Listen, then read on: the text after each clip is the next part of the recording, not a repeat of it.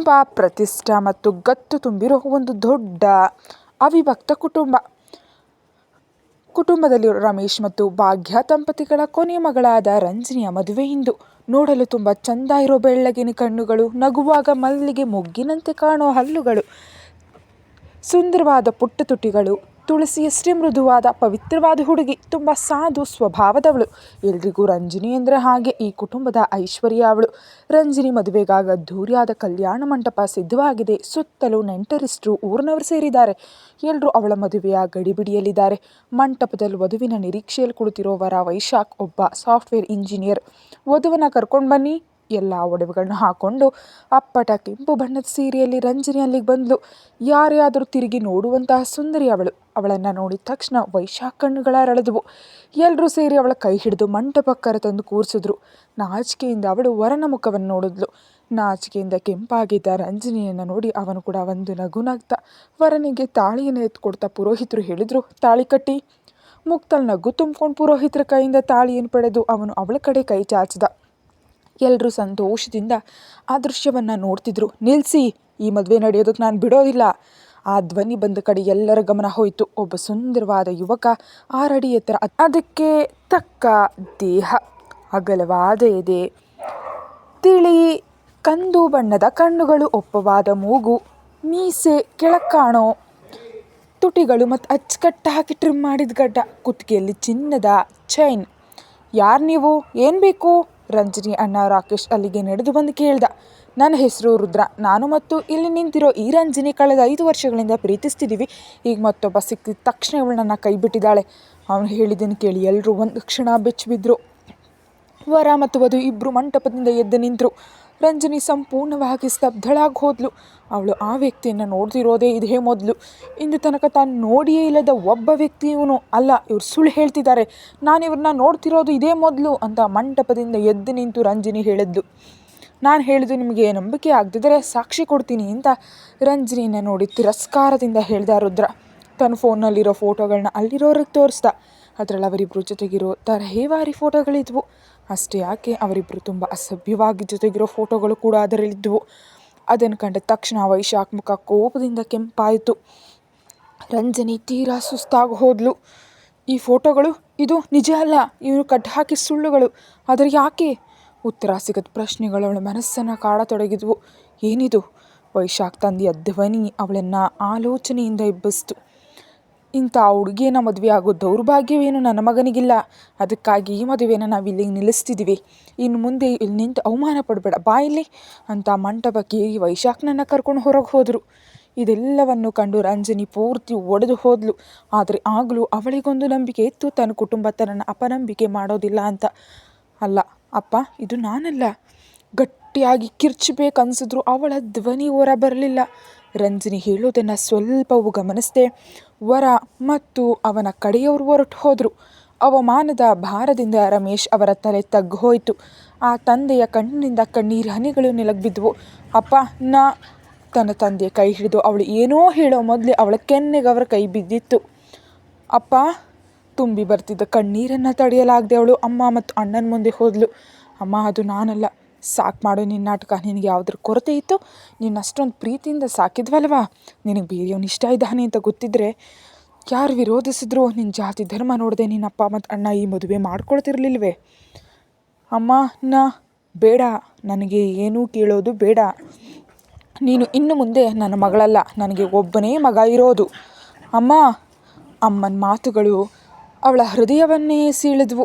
ನಿನ್ನನ್ನು ಕೈ ಬಿಡೋದಿಲ್ಲ ಅಂತ ಬೆಳಿಗ್ಗೆಯಷ್ಟೇ ಹೇಳಿದ ಅಮ್ಮ, ಏನೇ ಕಷ್ಟ ಬಂದರೂ ನಾನಿದ್ದೀನಿ ಅಂದಿದ್ದವರು, ಆದರೂ ಅವಳ ಕಣ್ಣುಗಳು ಧಾರೆ ಧಾರೆಯಾಗಿ ಸುರಿದ್ವು. ಭರವಸೆ ಕಳೆದುಕೊಳ್ಳದೆ ಅವಳು ಅಣ್ಣನ ಹತ್ರ ಹೋದ್ಲು. ಅಣ್ಣನಾದರೂ ಒಬ್ಬನು, ನನ್ನನ್ನು ನಂಬು. ಮಾತು ಪೂರ್ತಿಗೊಳಿಸೋ ಮೊದಲೇ ರಾಕೇಶ್ನ ಕೈ ಕೂಡ ಅವಳ ಕೆನ್ನೆ ಮೇಲೆ ಬಿದ್ದಿತ್ತು.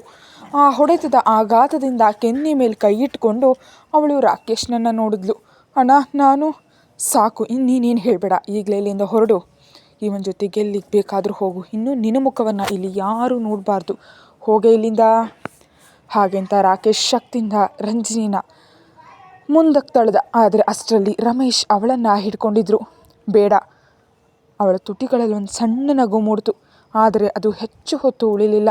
ಈ ಮಂಟಪದಲ್ಲೇ ಇವಳನ್ನು ಮದುವೆ ಆಗಲಿ, ಆಮೇಲೆ ಎಲ್ಲಿಗೆ ಬೇಕಾದರೂ ಹೋಗಲಿ, ಆಮೇಲೆ ನಿಮ್ಮಿಬ್ಬರನ್ನ ನಾವು ನೋಡಬಾರ್ದು. ಅಪ್ಪನ ಮಾತುಗಳು ಅವಳ ಹೃದಯವನ್ನು ಪುಡಿ ಪುಡಿ ಮಾಡುವಂತಿದ್ವು. ರಮೇಶ್ ಅವರ ಮಾತುಗಳನ್ನ ಕೇಳಿ ಹೃದಯ ಒಡೆದು ಕೂತಿದ್ದ ಅವಳನ್ನು ನೋಡಿ ರುದ್ರ ಹಗೆತನದಿಂದ ನಗ್ತ. ಯಾರ ಇಚ್ಛೆಯೂ ಇಲ್ಲದೆ, ಆಶೀರ್ವಾದವೂ ಇಲ್ಲದೆ ಅವಳು ಮಂಟಪದಲ್ಲಿ ಕೂತಲು. ಎಲ್ಲವೂ ಯಾಂತ್ರಿಕವಾಗಿತ್ತು. ತನ್ನ ಭವಿಷ್ಯ ಕತ್ತಲಾಗ್ತಿರೋದನ್ನಾಗಲಿ, ಕುತ್ತಿಗೆಗೆ ಮರಣದ ಹಗ್ಗ ಬೀಳ್ತಿರೋದನ್ನಾಗಲಿ ಅವಳು ಅರಿಲಿಲ್ಲ. ತನ್ನ ಕುಟುಂಬಕ್ಕೆ ತನ್ನ ಮೇಲೆ ಒಂದು ಹನಿ ಕೂಡ ನಂಬಿಕೆ ಇಲ್ಲವಲ್ಲ ಎಂಬ ಕೊರಗು ಅವಳನ್ನು ಸುಡುತ್ತಿತ್ತು. ಸೇಡಿನಿಂದ ಅವಳ ಕುತ್ತಿಗೆಗೆ ತಾಳಿ ಕಟ್ಟುವಾಗಲೂ ರುದ್ರನ ಕಣ್ಣುಗಳಲ್ಲಿ ದ್ವೇಷ ಕೆಂಪಾಗಿತ್ತು. ಅದರ ಜೊತೆ ಇನ್ನು ಮುಂದಿನ ಅವಳ ಜೀವನವನ್ನು ಕತ್ತಲು ಮಾಡ್ತೀನಿ ಅಂತ ಅವನು ಶಪಥ ಮಾಡ್ದ. ಮದುವೆ ಮುಗಿದ ಮೇಲೆ ಅಪ್ಪನ ಆಶೀರ್ವಾದ ಪಡೆಯಲು ರಂಜಿನಿ ಹೋದರು. ರಮೇಶ್ ದೂರ ಸರಿದು ನಿಂತರು. ಅದವಳಿಗೆ ದೊಡ್ಡ ನೋವನ್ನು ನೀಡಿತು. ಅಮ್ಮ ಮತ್ತು ಮಾವಂದಿರು ಮುಖ ತಿರುಗಿಸ್ಕೊಂಡ್ರು. ಅವರ ಪ್ರತಿಕ್ರಿಯೆ ಕೂಡ ಹೀಗೆ ಇರುತ್ತೆ ಅಂತ ಅವಳಿಗೆ ಖಾತ್ರಿ ಆಯಿತು. ತಕ್ಷಣ ರುದ್ರ ಅವಳ ಕೈ ಹಿಡಿದು ಮುಂದಕ್ಕೆ ನಡೆದ. ಹೋಗೋಣ. ಒಂದು ಕ್ಷಣ ಅವಳು ತನ್ನ ಕೈಯನ್ನು ಮತ್ತು ಅವನ ಮುಖವನ್ನು ನೋಡಿದ್ಲು. ನಂತರ ಆ ಕೈಗಳನ್ನ ಬಿಡಿಸ್ಕೊಂಡು ಅವನ್ನ ನೋಡಿ ಹೇಳಿದ್ಲು, 1 ನಿಮಿಷ. ನಂತರ ಮಂಟಪದಲ್ಲಿದ್ದ ಪ್ರತಿಯೊಬ್ಬರನ್ನ ನೋಡ್ತಾ ತನ್ನ ಮೈ ಮೇಲಿದ್ದ ಒಡವೆಗಳನ್ನು ಒಂದೊಂದಾಗಿ ಬಿಚ್ಚಿಡೋದಕ್ಕೆ ಶುರು ಮಾಡಿದ್ಲು. ಎಲ್ಲರೂ ರಂಜನಿಯನ್ನು ಆಶ್ಚರ್ಯದಿಂದ ನೋಡ್ತಿದ್ರು. ನನ್ನನ್ನು ಅರ್ಥ ಮಾಡ್ಕೊಳ್ಳದ ಅಥವಾ ನಂಬದವರ ಯಾವುದು ನನಗೆ ಬೇಕಾಗಿಲ್ಲ. ತುಂಬಿದ ಕಣ್ಣುಗಳನ್ನ ಕೈಯಿಂದ ಒತ್ತಿ ಹೊರಿಸ್ತಾ ಅವಳು ಆ ಮಾತನ್ನು ಹೇಳಿದಾಗ ಅಲ್ಲಿರುವ ಎಲ್ಲರ ಮನಸ್ಸಿನಲ್ಲೂ ಒಂದು ರೀತಿ ನೋವು ಉಂಟಾಯಿತು. ತಕ್ಷಣ ರುದ್ರ ಅವಳ ಕೈ ಹಿಡಿದು ಮುಂದಕ್ಕೆ ನಡೆದ. ಯಾರನ್ನು ತಿರುಗಿ ನೋಡಲು ಅವಳು ಸಿದ್ಧಳಿರಲಿಲ್ಲ. ರುದ್ರ ಅವಳನ್ನು ಕರ್ಕೊಂಡು ತನ್ನ ಕಾರಿನೊಳಗೆ ಹತ್ತದ. ಒಂದು ಗೊಂಬೆಯಂತೆ ಅವಳು ಕೂಡ ಕೂತ್ಲು. ಯಾವುದೇ ಭಾವನೆ ಇಲ್ಲದೆ ಕುಳಿತಿದ್ದ ರಂಜಿನಿಯನ್ನು ನೋಡಿ ಅವನ ಮುಖದಲ್ಲಿ ತಿರಸ್ಕಾರದ ನಗು ಮೂಡಿತು. ಏನು ಮಹಾರಾಣಿಯವರೇ, ಏನು ಯೋಚನೆ ಮಾಡ್ತಿದ್ದೀರಾ? ಮನೆಯವರು, ಕುಟುಂಬದವರು ಎಲ್ಲರೂ ಕೈ ಬಿಟ್ಟಿದ್ದಾರೆ. ಇನ್ನು ನಾನೇ ನಿನ್ನ ಹಕ್ಕುದಾರ, ನಿನ್ನ ಗಂಡ.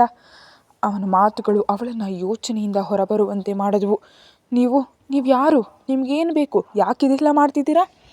ಕೇಳುವಾಗ ಅವಳ ಕಣ್ಣುಗಳು ತುಂಬರ್ತಿದ್ವು ಮತ್ತು ಧ್ವನಿ ನಡಕ್ತಿತ್ತು. ಅದನ್ನೆಲ್ಲ ನೀನು ಇನ್ನು ಮುಂದೆ ತಿಳಿತೀಯಾ? ಅನುಭವಿಸಲು ಇದ್ದೀಯಾ? ಅವಳನ್ನ ನೋಡಿ ಕ್ರೂರವಾಗಿ ನಕ್ಕು ಅವನು ಡ್ರೈವಿಂಗ್ನಲ್ಲಿ ಗಮನ ಕೊಟ್ಟ. ಗಾಡಿ ನಿಲ್ಲಿಸಿ. ಅರ್ಚಬೇಡ. ನೀನು ಎಷ್ಟೇ ಕಿರ್ಚಿದ್ರೂ ಈ ಕಾರು ತಲುಪಬೇಕಾದ ಜಾಗಕ್ಕೆ ಹೋಗೇ ನಿಲ್ಲೋದು.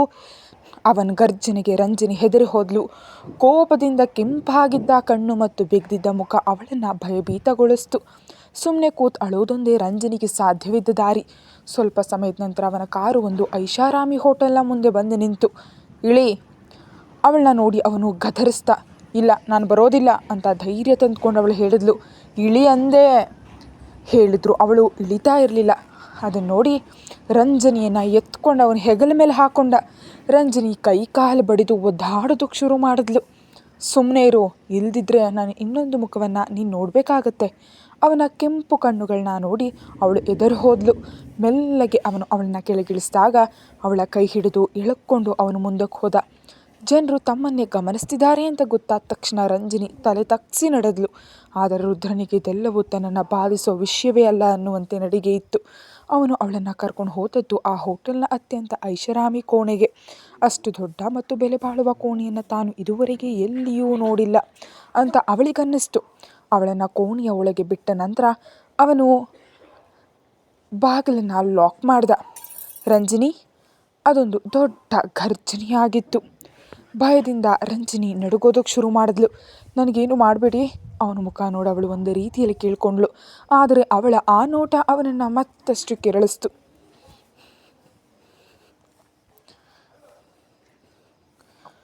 ಇದರಿಂದಾಗಿ ಅವನು ಮತ್ತಷ್ಟು ಕೆರಳಿದ. ಛೀ, ಬಾಯಿ ಮುಚ್ಚೆ. ಅಸಹ್ಯದಿಂದ ಅವನ ಮುಖ ಸೊಟ್ಟಗಾಯಿತು.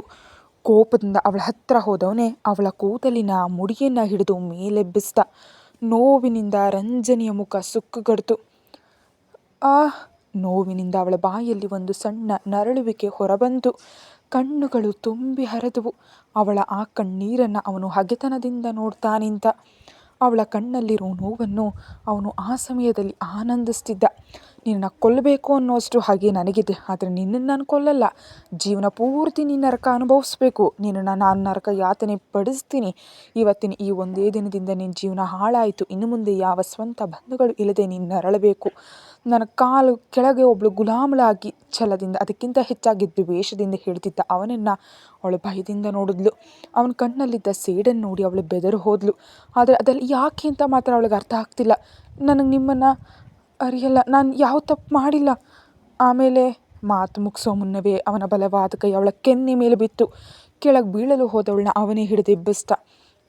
ಅವನ ಕಣ್ಣುಗಳಲ್ಲಿ ಕೆಂಪು ಬಣ್ಣ ಮತ್ತಷ್ಟು ಜಾಸ್ತಿ ಆಯಿತು. ಕುತ್ತಿಗೆಯ ನರಗಳು ಉಬ್ಬಿ ನಿಂತವು. ಒಂದು ತಪ್ಪು ಮಾಡಿಲ್ವ ನೀನು? ನನ್ನ ಮುಖ ನೋಡಿ ಹೇಳೇ ಅದನ್ನು. ಅದೊಂದು ದೊಡ್ಡ ಕಿರುಚಾಟವಾಗಿತ್ತು. ಭಯದಿಂದ ರಂಜನಿಯ ಗಂಟಲಲ್ಲಿ ಧ್ವನಿಯೇ ಹೊರಬರಲಿಲ್ಲ. ನಾನು ಅವಳಿಗೆ ಮಾತಾಡೋದಕ್ಕೆ ಅವಕಾಶ ಕೊಡದೆ ಹೊಡೆತ ಬಿದ್ದಿದ್ದ ಅವಳ ಕೆಂಪಾದ ಕೆನ್ನೆಗಳನ್ನ ಅವನು ಕೈಯಿಂದ ಬಲವಾಗಿ ಒತ್ತಿ ಹಿಡಿದ. ನಿನ್ನಿಂದಾಗಿ ಜೀವನ ಮತ್ತು ಕನಸುಗಳು ನುಚ್ಚು ನೂರಾದ ಒಬ್ಬಳು ಇದ್ದಾಳೆ. ಅವಳ ನಷ್ಟಕ್ಕೆ ನಿನ್ನ ಹತ್ರ ನಾನು ಲೆಕ್ಕ ಕೇಳಿಸ್ತೀನಿ. ನಿನ್ನ ಜೀವನವನ್ನು ನಾನು ಹಾಳು ಮಾಡ್ತೀನಿ ನೋಡು. ಇಂದಿನಿಂದ ನಿನಗೆ ಕಷ್ಟ ಕಾಲ ಶುರುವಾಗಿದೆ. ಕುತ್ತಿಗೆಗೊಂದು ತಾಳಿ ಕಟ್ಟಿ ನಿನ್ನ ಜೊತೆ ಸಂಸಾರ ಮಾಡ್ಲಿಕ್ಕೆ ನಾನು ನಿನ್ನ ಕರ್ಕೊಂಡು ಬಂದಿಲ್ಲ. ನಿನ್ನನ್ನು ನರಕಕ್ಕೆ ತಳ್ಳಲಿಕ್ಕೆ ಬಂದಿದ್ದೀನಿ. ನೀನು ಮಾಡಿದ ತಪ್ಪಿಗೆ ಶಿಕ್ಷೆ ಅನುಭವಿಸಲೇಬೇಕು. ಅಷ್ಟೊಂದು ಹಾಗೆತನದಿಂದ ಹೇಳ್ತಾ ಅವಳನ್ನ ಬೆಡ್ ಮೇಲೆ ತಳ್ಳಿ ಅವನು ಕೋಣೆಯಿಂದ ಹೊರಗೋದ. ನೆಲದ ಮೇಲೆ ಕುಸಿದು ಕೂತು ಅಳೋದಷ್ಟೇ ಅವಳಿಂದ ಸಾಧ್ಯವಾಯಿತು.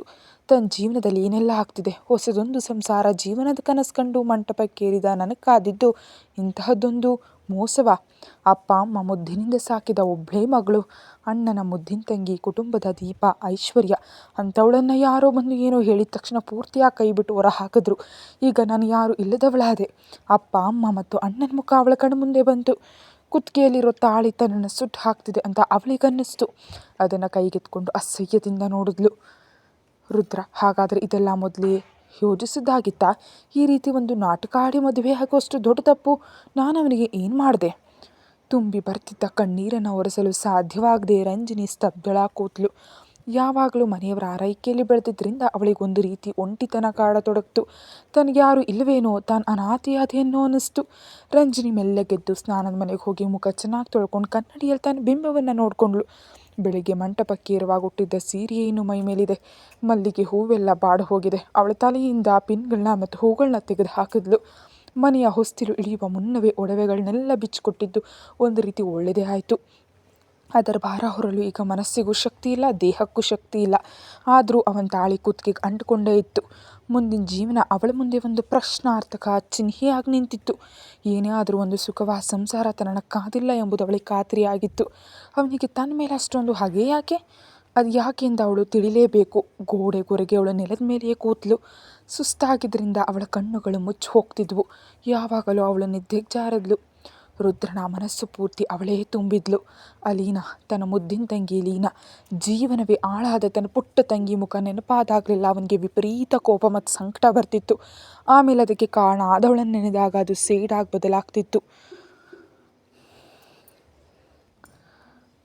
ಇವಳು ನನ್ನ ಲೀನಾಳ ಜೀವನ ಹಾಳು ಮಾಡಿ ಅವಳು ತನ್ನ ಪ್ರೇಮಿ ಜೊತೆ ಮದುವೆ ಆಗಬೇಕಾ? ಇಲ್ಲ ರಂಜಿನಿ, ನಿನ್ನ ಜೀವನವನ್ನು ಇನ್ನು ಮುಂದೆ ನಾನು ನಿರ್ಧರಿಸ್ತೀನಿ. ಕೋಪದಿಂದ ಅವನು ಅಲ್ಲಿಂದ ಎದ್ದು ತನ್ನ ರೂಮಿಗೆ ಹೋದ. ಮನಸ್ಸು ಪೂರ್ತಿ ಸೇಡ್ನಿಂದ ತುಂಬಿದೆ. ಸುಮಾರು 12 ಗಂಟೆ ದಾಟಿದ ಮೇಲೆ ರುದ್ರ ರೂಮಿಗೆ ಹೋದ.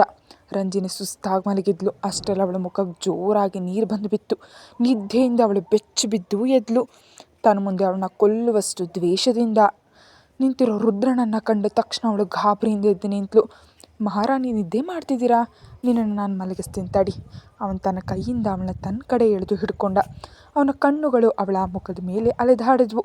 ಅವಳ ಸುಂದರವಾದ ಪುಟ್ಟ ಕಣ್ಣುಗಳು ಮತ್ತು ಚೂಪಾದ ಮೂಗು ಅವನನ್ನು ಸೆಳೆದ್ವು. ಒಂದು ಕ್ಷಣ ಅವಳು ತನ್ನ ಶತ್ರು ಅನ್ನೋದೇ ಮರೆತು ಅವನು ಅವಳ ಸೌಂದರ್ಯವನ್ನು ಆನಂದಿಸಿದ.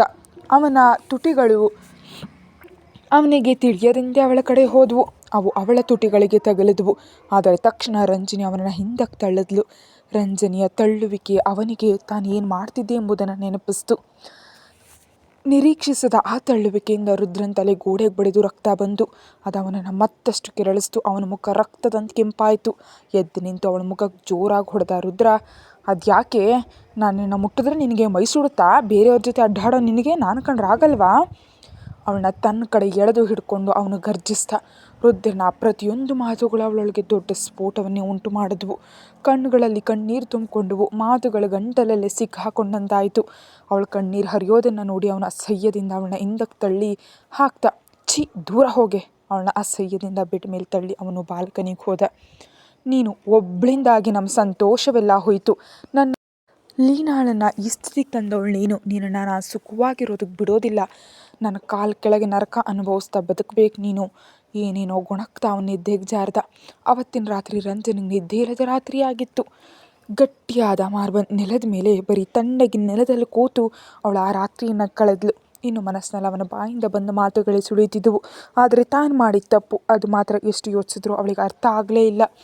ತುಂಬ ಹೊತ್ತು ಉತ್ತರ ಸಿಗದ ಯೋಚನೆಗಳ ಕೊನೆಯಲ್ಲಿ ರಂಜನಿ ನಿದ್ದೆ ಹೋದ್ಲು. ತನ್ನ ಫೋನ್ ರಿಂಗ್ ಟೋನ್ ಸತತವಾಗಿ ಕೇಳಿದ್ರಿಂದ ರುದ್ರ ಕಣ್ಣುಗಳನ್ನ ಬಿಟ್ಟ. ಕುಡ್ದಿದ್ರಿಂದ ತಲೆ ಸಿಡಿಯುವಷ್ಟು ನೋವಿತ್ತವನಿಗೆ. ಬಂದು ಕೋಪವನ್ನು ಹಲ್ಲು ಕಚ್ಚಿ ಹತ್ತಿಕ್ತಾ ಫೋನ್ ತೆಗೆದು ಕಿವಿಗಿಟ್ಕೊಂಡ. ಯಾವ ಹಲ್ಕಟ್ ಮಗನೋ ಬೆಳಿಗ್ಗೆ ತಲೆ ತಿನ್ನಲಿಕ್ಕೆ ಬಂದಿರೋನು. ನಿನ್ನಪ್ಪನಪ್ಪ ಜೋಸೆಫ್ ಮಾತಾಡ್ತಿರೋದು. ಆ ಗಂಭೀರವಾದ ಧ್ವನಿ ಕೇಳಿದ ತಕ್ಷಣ ಅವನು ನಿನ್ನೆ ರಾತ್ರಿ ಕುಡಿತದ ಕಿಕ್ಕಿಳಿದು ಹೋಯಿತು. ಅವನು ಸೋಫಾದಿಂದ ಗಾಬರಿಯಿಂದ ಎದ್ದು ನಿಂತ.